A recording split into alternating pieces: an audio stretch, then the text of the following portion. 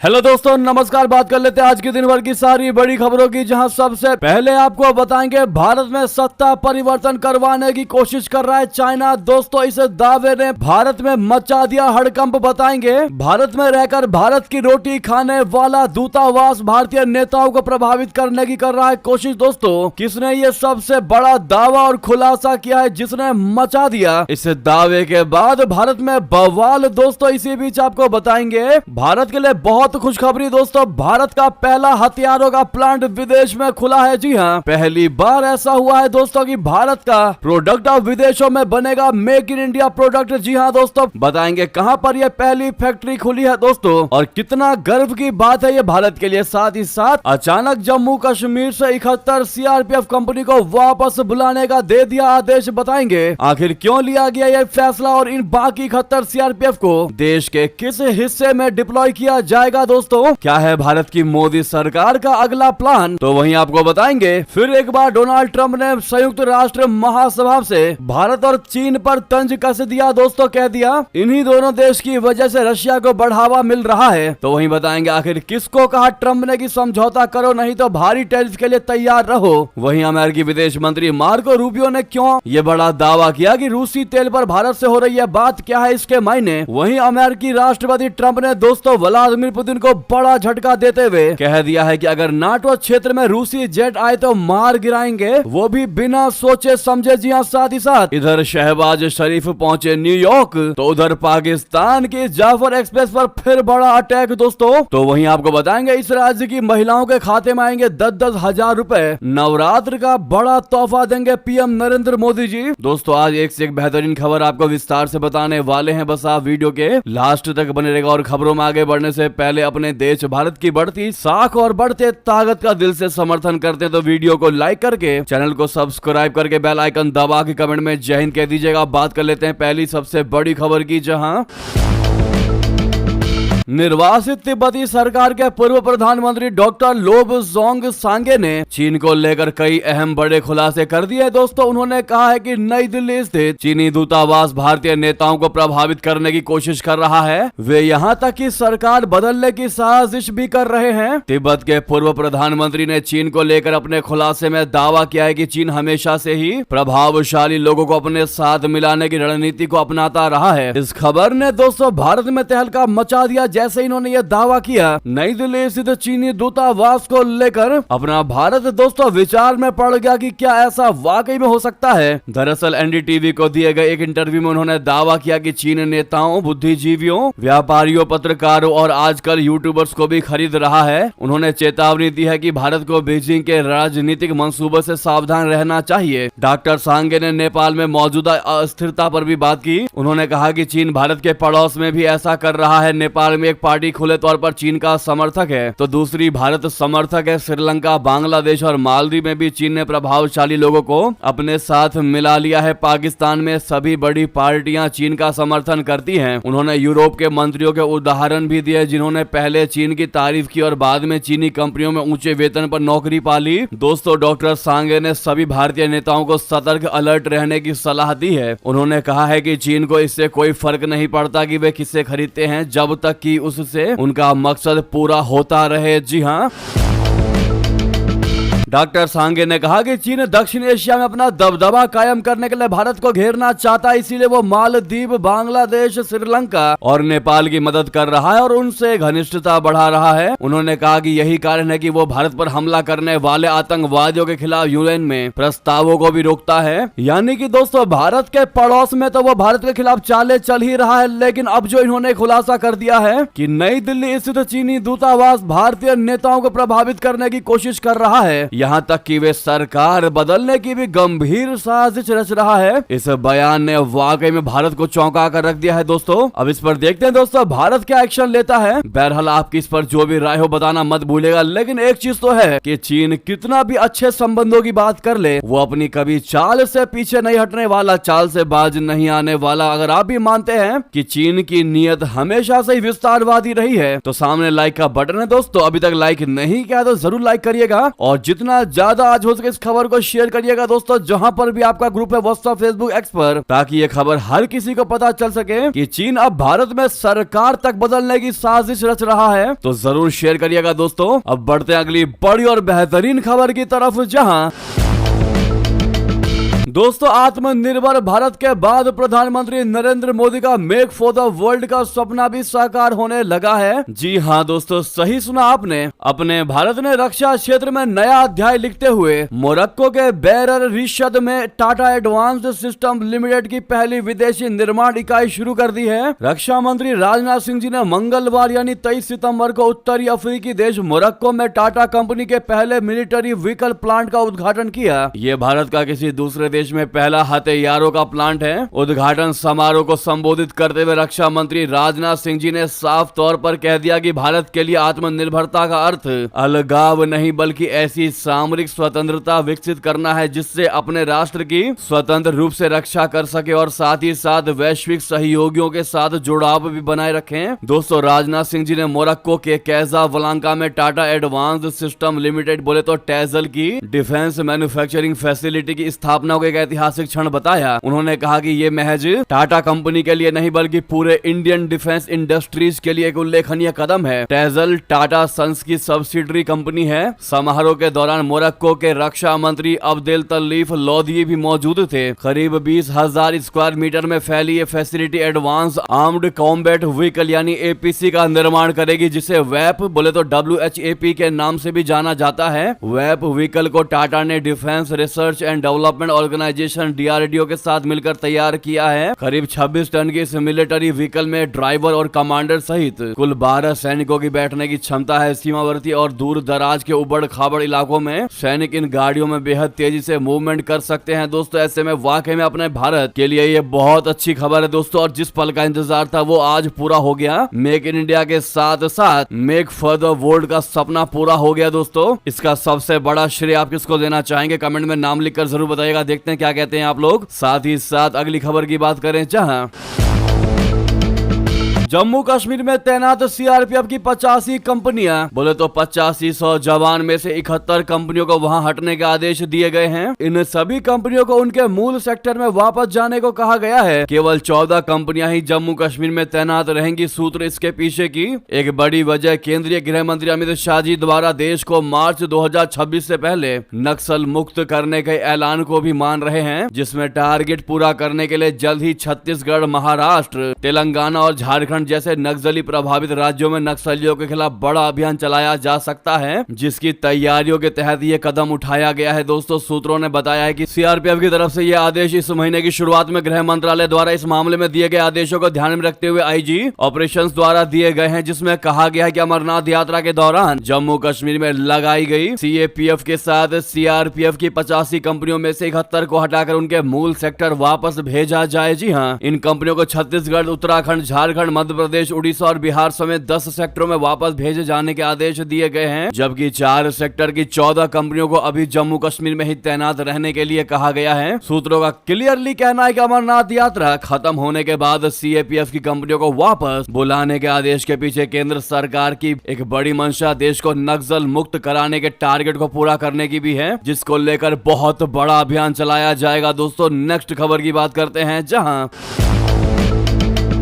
अमेरिकी राष्ट्रपति ट्रंप ने मंगलवार को संयुक्त राष्ट्र महासभा में एक बार फिर से भारत के खिलाफ उखड़ गए और पानी पी पी कर कोसने लगे। उन्होंने इस दौरान चाइना और रशिया के खिलाफ भी अपनी खींच निकाली। ट्रंप ने अपने संबोधन में कहा कि चीन और भारत रूसी तेल खरीदकर यूक्रेन में रूसी युद्ध के प्राथमिक वित्त पोषक हैं। इसके अलावा ट्रंप ने एक बार फिर दोहराया कि उन्होंने भारत पाकिस्तान के बीच सीज फायर करवाया। राष्ट्रपति ट्रंप ने कहा, काश ये काम संयुक्त राष्ट्र करता, लेकिन मुझे करना पड़ा। वहीं भारत के खिलाफ बोलने के बाद ट्रंप ने रशिया पर जोरदार हमला कहा। ट्रंप ने कहा कि अगर रशिया युद्ध खत्म करने के लिए कोई समझौता करने को तैयार नहीं होता है तो अमेरिका उस पर बहुत कड़े शुल्क लगाएगा, जिससे मेरा मानना है बहुत जल्द ही खून खराबा रुक जाएगा। ट्रंप ने कहा कि इन शुल्क को प्रभावी बनाने के लिए यूरोपीय देशों को आप सभी जो अभी यहाँ इकट्ठे हुए हैं हमारे साथ मिलकर ठीक यही उपाय अपनाने होंगे। यूरोप को इसे और तेज करना होगा। वे जो कर रहे हैं उन्हें रोकना होगा। वे रशिया से तेल और गैस खरीद रहे हैं, साथ ही वे रशिया से लड़ रहे हैं। उन्हें रशिया से सभी तरह के ऊर्जा उत्पादों की खरीद तुरंत बंद करनी होगी, अन्यथा हम सब बहुत समय बर्बाद कर रहे होंगे। इसीलिए मैं इस पर चर्चा करने को तैयार हूँ। हम आज यहाँ एकत्रित सभी यूरोपीय देशों के साथ इस पर चर्चा करने जा रहे हैं। इतना ही नहीं दोस्तों, नाटो पर भी भड़कते नजर आए हैं ट्रंप। आखिर नाटो पर क्यों भड़के, आपको बता दें। अपने संबोधन में ट्रंप ने कहा कि यह अक्षम है कि नाटो देशों ने भी रूसी ऊर्जा और रूसी ऊर्जा उत्पादों पर ज्यादा रोक नहीं लगाई है, और जब उन्हें यह बात पता चली तो वे इससे खुश नहीं हुए। जरा सोचिए, वे अपने ही खिलाफ युद्ध को वित्त पोषित कर रहे हैं। किसने इसके बारे में सुना है? वही ट्रंप ने फलस्तीनी राज्य को भी खारिज कर दिया। संयुक्त राष्ट्र महासभा को संबोधित करते हुए ट्रंप ने फलस्तीनी राज्य को मान्यता देने के विचार को सिरे से खारिज कर दिया। उन्होंने कहा कि फलस्तीनी राज्य को मान्यता देना हमास के लिए बहुत बड़ी जीत होगी। उनका तर्क था कि शांति चाहने वाले लोगों को सबसे पहले सभी बंधकों को की रिहाई सुनिश्चित करने के लिए एकजुट होना चाहिए। ट्रंप ने जोर देकर कहा कि गाजा का युद्ध तत्काल समाप्त हो जाना चाहिए और सभी 20 बंधकों को बिना किसी विलंब के मुक्त किया जाना चाहिए। साथ ही उन्होंने युद्ध रुकवाने को कहा कि मैंने अपने 7 महीने के प्रशासन में 7 देशों में चल रहे अकल्पनीय युद्ध को समाप्त करवाया है। इसमें Cambodia, Thailand, Kosovo, Serbia, Congo, Rwanda, Bharat, Pakistan, Israel, Iran, मिस्र और इथियोपिया और आर्मेनिया, अजरबैजान शामिल है। ये बहुत बुरा है कि ये काम संयुक्त राष्ट्र के बजाय मुझे करने पड़े, लेकिन दुख की बात यह है कि इन सभी मामलों में संयुक्त राष्ट्र ने इनमें से किसी में भी मदद करने की कोशिश नहीं की। संयुक्त राष्ट्र की एक शरणार्थी एजेंसी है जो विस्थापित लोगों की मदद करती है। ये साफ नहीं है कि ट्रंप उस एजेंसी का जिक्र कर रहे थे या नहीं। ट्रंप ने दावा किया कि संयुक्त राष्ट्र पश्चिमी देशों और उनकी सीमाओं पर हमले के लिए धन मुहैया करा रहा है। उन्होंने यूनाइटेड नेशन पर अमेरिका की दक्षिणी सीमा पर आने वाले प्रवासियों को कैश कार्ड देने का आरोप लगाया। ये सारी बातें दोस्तों जो डोनाल्ड ट्रंप ने यूएनजीए में कहा वो हमने सब आपको अपडेट कर दिया है। सारे पॉइंट आपको बता दिए। अब आपकी इस पर क्या राय है दोस्तों, बताइएगा जरूर। साथ ही साथ आपको बता दें, इधर अमेरिकी विदेश मंत्री मार्को रूबियो ने बड़ा दावा किया है कि अमेरिका और भारत के बीच रशिया से तेल आयात के मुद्दे पर बातचीत जारी है। मंगलवार को एबीसी न्यूज से बात करते हुए मार्को रूबियो ने कहा कि हमने सोमवार को भारत के अधिकारियों के साथ फिर से बैठ के की, जिनका मुख्य फोकस उनके रशिया से तेल खरीदने पर था। उन्होंने आगे कहा कि राष्ट्रपति डोनाल्ड ट्रंप रशिया पर नए प्रतिबंध लगाने की योजना बना रहे हैं, जिसमें भारत द्वारा रूसी तेल खरीदने पर सजा के रूप में व्यापारिक शुल्क लगाना भी शामिल है, ताकि यूक्रेन युद्ध को जल्द समाप्त किया जा सके। रूबियो ने यूरोपीय देशों से भी समान प्रतिबंध अपनाने की अपील की। उन्होंने जोर देकर कहा कि यूरोप के कुछ देश अभी भी रशिया से भारी मात्रा में तेल और प्राकृतिक गैस खरीद रहे हैं, जो सही नहीं है। दोस्तों, रूबियो ने भारत के बारे में कहा कि हमने जो कदम उठाए हैं वे पहले से ही प्रभावी हैं, लेकिन हमें विश्वास है कि हम इसे और बेहतर बना सकते हैं। इससे पहले एक अन्य साक्षात्कार में उन्होंने उल्लेख किया था कि भारत के साथ व्यापारिक समझौते की चर्चा रूसी तेल खरीद के इर्द गिर्द ही घूम रही है। जी हाँ, हालांकि इस मुद्दे पर क्लियरिटी पूरे तरीके से नहीं दी गई है कि आखिर क्या फैसला निकला या क्या निष्कर्ष निकला। जी हाँ दोस्तों, साथ ही साथ आपको बता दें, चीनी राजदूत ने भारत को लेकर कह दी ऐसी बात कि भड़क जाएगा अमेरिका। भारत में चीन के राजदूत शू फेई होंग ने मंगलवार को भारत के रिश्तों को लेकर ऐसी बात कह दी जो अमेरिकी राष्ट्रपति ट्रंप के लिए एक बार फिर से जिले पर नमक छिड़कने का काम करेगा। दरअसल शू फेई होंग ने भारत चीन रिश्ते की तारीफ करते हुए कहा कि अतीत के सीमा मुद्दों को उठाकर भारत चीन के वर्तमान संबंधों को परिभाषित न करने दे, हमें द्विपक्षीय संबंध सुधारने के लिए आगे का रास्ता देखना चाहिए। भारत चीन 75 वर्षों से अपने संबंधों को लगातार सुधारता आ रहा है और इसका परिणाम भी दिख रहा है। दोनों देशों के बीच आगे रिश्ते और भी अच्छे होंगे। दोस्तों, ये बयान चीन के राष्ट्रीय दिवस के उपलक्ष्य में दिल्ली में आयोजित समारोह में दिया गया। ये बयान दोस्तों ऐसे समय दिया गया है जब विदेश मंत्री जयशंकर जी न्यूयॉर्क में हैं और अमेरिका के साथ बातचीत में लगे हुए हैं। जी हाँ दोस्तों, साथ ही साथ आपको बता दें,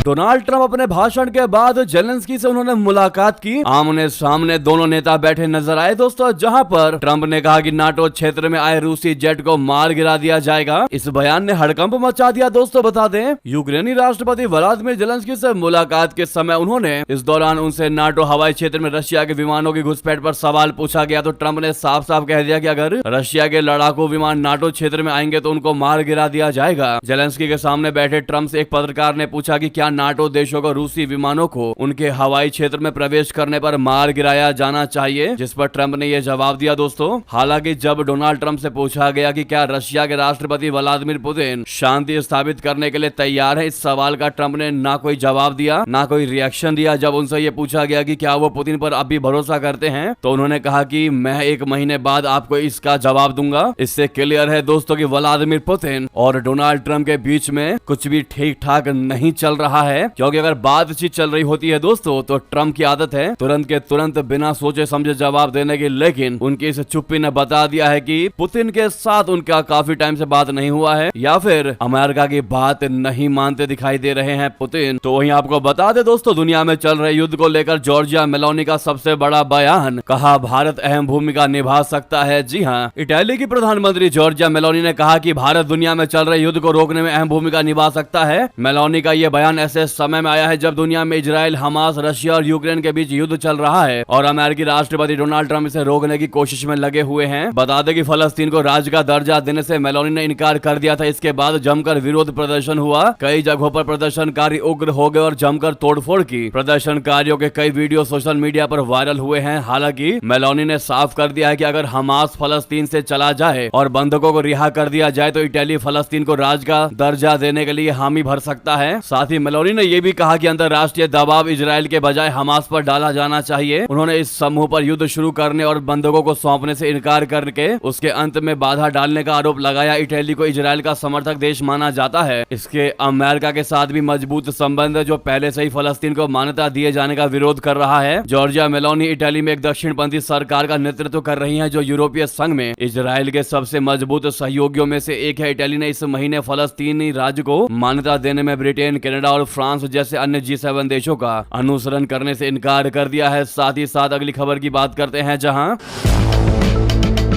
पाकिस्तान में जाफर एक्सप्रेस ट्रेन पर बड़ा अटैक, आईईडी ब्लास्ट से पटरी से उतरी 6 बोगियां, मची अफरा तफरी। दोस्तों, पाकिस्तान में क्वेटा से पेशावर जा रही जाफर एक्सप्रेस को निशाना बनाकर आईईडी ब्लास्ट किया गया है। इस विस्फोट के कारण जाफर एक्सप्रेस के 6 डिब्बे पटरी से उतर गए हैं। ये घटना बलूचिस्तान के मस्तुंग के दस्त इलाके की बताई जा रही है। इससे पहले मार्च 2025 में बलूच विद्रोहियों ने जाफर एक्सप्रेस ट्रेन को हाईजैक कर लिया था, जिसके बाद पाकिस्तानी सेना के साथ हुई मुठभेड़ में 31 लोग मारे गए थे। घटना स्थल की तस्वीरों और वीडियोस में जाफर एक्सप्रेस की बोगियों को डीरेल होते देखा जा सकता है। इस घटना में एक बोगी पलटी हुई भी नजर आ रही है। बड़ी संख्या में यात्री भी दिख रहे हैं। पाकिस्तान रेलवे के अधिकारियों ने घटना की पुष्टि की है, लेकिन इसमें किसी के हताहत होने से इनकार किया है। अभी तक इस घटना की जिम्मेदारी किसी भी गुट ने नहीं ली है, लेकिन माना यह जा रहा है कि इसके पीछे बलूचिस्तान लिबरेशन आर्मी का हाथ हो सकता है। आपको बता दें, इससे कुछ ही देर पहले पाकिस्तानी सेना के जवानों पर भी भारी हमला हुआ था। यानी यह इस क्षेत्र में एक ही दिन में दूसरी वारदात है। पहले सुरक्षा बलों को टारगेट किया गया और अब पैसेंजर ट्रेन को निशाना बनाया गया। बताया जा रहा है कि धमाका काफी ताकतवर था, जिसकी वजह से ट्रेन का डिब्बा पलट गया और कई डिब्बे पटरी से उतर गए। ट्रेन के अंदर महिलाएं और बच्चे नजर आ रहे हैं। दोस्तों, मौके पर सुरक्षा बलों की टीम भी मौजूद दिखाई दे रही है। वहीं स्थानीय लोगों ने भी रेस्क्यू ऑपरेशन में मदद करते नजर आ रहे हैं। अगली खबर की बात करें, जहां एनआईए ने खालिस्तानी आतंकी पन्नू के खिलाफ दर्ज की नई एफआईआर। प्रधानमंत्री मोदी जी को राष्ट्र ध्वज फहराने से रोकने का किया था ऐलान। राष्ट्रीय अन्वेषण अभिकरण बोले तो एनआईए ने अमेरिका में रहने वाले खालिस्तानी आतंकवादी गुरपतवंत सिंह पन्नू के खिलाफ एक नया मामला दर्ज किया है, जिसमें प्रधानमंत्री नरेंद्र मोदी को इस साल स्वतंत्रता दिवस पर राष्ट्र ध्वज फहराने से रोकने के लिए इनाम की पेशकश करने और भारत के खिलाफ सिखों में असंतोष फैलाने का आरोप शामिल है। एनआईए की प्राथमिकी के मुताबिक सिक्स फॉर जस्टिस यानी एसएफजे के संस्थापक पन्नू ने 10 अगस्त को पाकिस्तान के लाहौर प्रेस क्लब में मीट द प्रेस कार्यक्रम के दौरान इनाम की घोषणा की थी। वॉशिंगटन से एक वीडियो संबोधन में पन्नू ने उन सिख सैनिकों को 11 करोड़ रुपए का इनाम देने की घोषणा की थी जो मोदी को दिल्ली के लाल किले पर तिरंगा फहराने से रोकेगा। एफआईआर में यह भी कहा गया कि इस कार्यक्रम में पन्नू ने एक नए खालिस्तान के मानचित्र का अनावरण किया और कहा कि पंजाब, दिल्ली, हिमाचल प्रदेश और उत्तर प्रदेश खालिस्तान में शामिल होंगे। पन्नू ने दावा किया था कि सिक्स फॉर जस्टिस ने भारत के खिलाफ लड़ने के लिए एक शहीद जत्था बनाया है। प्राथमिकी में कहा गया है कि ऐसा करके वो भारत की संप्रभुता, क्षेत्रीय अखंडता व सुरक्षा को नुकसान पहुंचाने तथा सिखों में भारत के प्रति असंतोष फैलाने वाली गतिविधियों में संलिप्त रहा है। दोस्तों, अगली खबर की बात करते हैं, जहां पर बांग्लादेश में इलेक्शन से पहले आयोग का बड़ा फैसला, कमल नहीं होगा किसी भी पार्टी का चुनाव चिन्ह। दोस्तों, बांग्लादेश निर्वाचन आयोग ने अपनी सूची से कमल चुनाव चिन्ह को हटा दिया है। आयोग के इस फैसले से बांग्लादेश की सियासी सरगर्मी बढ़ गई है। इस चुनाव चिन्ह पर एनसीपी के नाहिद इस्लाम की नजर थी। बांग्लादेश में शेख हसीना के तख्ता पलट के बाद फरवरी 2026 में आम चुनाव प्रस्तावित है। इसी आम चुनाव के जरिए भारत के पड़ोस में स्थित इस देश में नई सरकार का गठन होगा। 1971 में गठित बांग्लादेश में आखिरी बार साल 2021 में आम चुनाव कराए गए थे, जिसमें शेख हसीना की पार्टी को एक तरफा जीत मिली थी। शेख हसीना के तख्ता पलट के कुछ महीने बाद जुलाई आंदोलन के विद्रोहियों ने नेशनल सिटीजन पार्टी की स्थापना की। नाहिद इस्लाम को पार्टी का अध्यक्ष बनाया गया। इस्लाम ने पार्टी के पंजीकरण को लेकर जब आवेदन किया तब चुनाव आयोग से पार्टी की तरफ से कमल का सिंबल मांगा गया। दरअसल दोस्तों, बांग्लादेश में कमल को शापला कहते हैं, लेकिन आयोग ने उस वक्त कोई जवाब नहीं दिया। अब आयोग का कहना है कि कमल चुनाव चिन्ह लिस्ट में है ही नहीं, तो हम कहां से देंगे। आयोग से जुड़े सूत्रों ने स्थानीय मीडिया को बताया है कि इस सिंबल को लेकर पेंच फंस गया था, जिसे खत्म करने के लिए इसे लिस्ट से हटा दिया गया है। वहीं नाहिद इस्लाम की पार्टी ने जारी बयान में कहा है कि चुनाव आयोग बिना कमल सिंबल दिए कैसे चुनाव करा लेता है, ये हम देखते हैं। पार्टी ने आयोग को धमकी देते हुए कहा है कि जो साजिश की जा रही है उसे जुलाई के विद्रोही सहन नहीं करेंगे। जी हाँ, दरअसल दोस्तों, सफेद कमल बांग्लादेश का राष्ट्रीय फूल है। बांग्लादेश में आजादी के अभियान में भी कमल का खूब प्रचार हुआ था। उस वक्त बड़े बड़े विद्रोही नेता अपने साथ कमल लेकर चलते थे। बांग्लादेश में कमल फूल का बड़ा कारोबार भी है। बांग्लादेश में ज्यादातर नदियों के होने की वजह से ये कारोबार खूब फलता फूलता है। आम लोगों के लिए परिचित होने की वजह से नाहिद और उनकी पार्टी की नजर इस सिंबल पर थी। इतना ही नहीं, नाहिद की कोशिश इस सिंबल को हासिल करके खुद को राष्ट्रवादी पार्टी घोषित करने की भी थी, जो पॉसिबल होता नजर नहीं आ रहा है। दोस्तों, अगली खबर की बात कर लेते हैं, जहां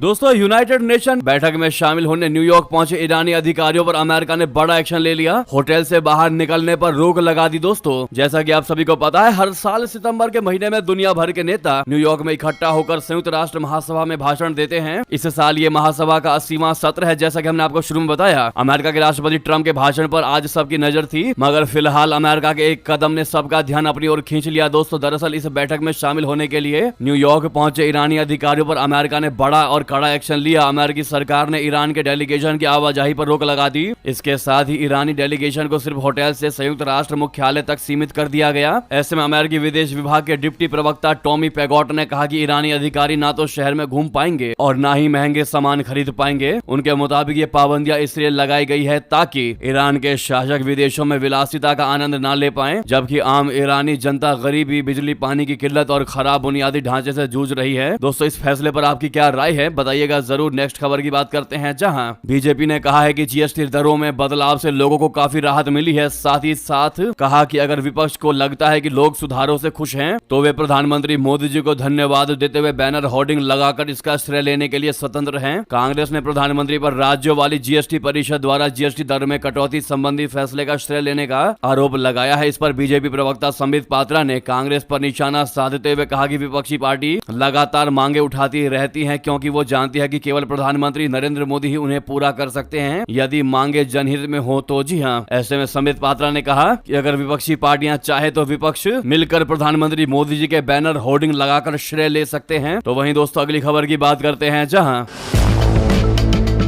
बिहार की 75 लाख महिलाओं के खाते में आएंगे 10-10 हजार रुपए। नवरात्र का बड़ा तोहफा देंगे प्रधानमंत्री नरेंद्र मोदी जी। बता दें, बिहार विधानसभा चुनाव की उल्टी गिनती शुरू हो चुकी है और एनडीए का फोकस इस बार महिलाओं पर है। बिहार की सियासत में महिलाओं का वोट हमेशा से निर्णायक रहा है। लंबे समय तक यह ताकत मुख्यमंत्री नीतीश कुमार के साथ मानी जाती रही है, लेकिन अब विधानसभा चुनाव से ठीक पहले एनडीए इस वर्ग को साधने के लिए लगातार नए फैसले कर रहा है। इसी रणनीति के तहत मुख्यमंत्री महिला रोजगार योजना की शुरुआत हो रही है, जिसे प्रधानमंत्री नरेंद्र मोदी जी 26 सितंबर को वर्चुअली लॉन्च करेंगे। पहली किस्त के तौर पर 75 लाख महिलाओं के खाते में सीधे 10-10 हजार रुपए ट्रांसफर किए जाएंगे। एनडीए इसे महिला सशक्तिकरण की ऐतिहासिक पहल बता रहा है, जबकि विपक्ष इसे चुनावी स्टंट बता रहा है। सरकार का दावा है कि अब तक 1 करोड़ 11 लाख महिलाओं ने आवेदन किया है, जिनमें से सबसे बड़ी संख्या ग्रामीण इलाकों से है। सरकार ने इस कार्यक्रम को गांव-गांव तक उत्सव की तरह मनाने की तैयारी की है। राज्य स्तर के अलावा सभी 38 जिलों, 534 प्रखंडों और 70,000 से अधिक ग्राम संगठनों में इसका सीधा प्रसारण होगा। इतना ही नहीं दोस्तों, केंद्रीय स्तर से भी बिहार में जो काम हुए हैं उसका भी लेखा जोखा बिहार में महिलाओं के बीच रखा जा रहा है। राजनीतिक तौर पर इस योजना का बड़ा संदेश है। नवरात्र के मौके पर लॉन्च करके आस्था और सशक्तिकरण दोनों को जोड़ा गया है। एनडीए इसे महिला वोट बैंक को मजबूत करने का हथियार बना रहा है, जबकि विपक्ष इसे चुनावी स्टंट और फ्रीबी पॉलिटिक्स बता रहा है। जी हाँ, अब ऐसे में बिहार के चुनाव को लेकर आपकी क्या राय है दोस्तों? आपके हिसाब से कौन इस बार लहराने लहराने वाला है बिहार में परचम। चुनाव के रिजल्ट के बाद अपनी राय जरूर कमेंट में लिखिएगा दोस्तों। इसी बीच ये थी की सारी बड़ी जानकारी खबर कैसी लगी लिखकर अवश्य बताएगा। लगे हाथ तो वीडियो को लाइक करके इस चैनल को सब्सक्राइब करके बेल आइकन दबा के कमेंट में जय हिंद कह दीजिएगा। तो दोस्तों मिलते हैं आपसे अगली बड़ी खबर में। यहाँ तक बने रहने के लिए आप सभी का बहुत बहुत धन्यवाद, बहुत बहुत आभार। जय हिंद, जय भारत।